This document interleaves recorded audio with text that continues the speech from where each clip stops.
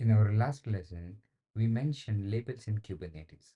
Today, let's dive deeper into why labels are so useful and how they can help you manage your Kubernetes resource more efficiently. We'll start by generating YAML configuration file for two pods using simple commands.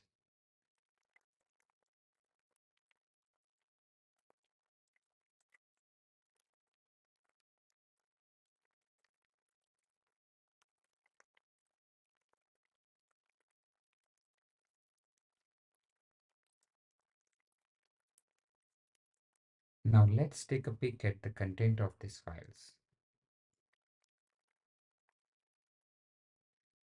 You will notice that both files now have a labels with one for the first pod and two for the second pod.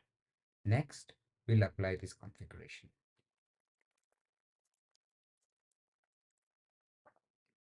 With both pods deployed, let's see them in action.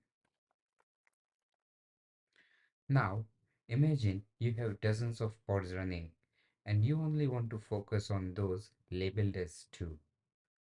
That's where selector comes into the play. Well, we only see the pod labeled as 2 this time. And if we want to clean up, we can easily delete pods based on their labels.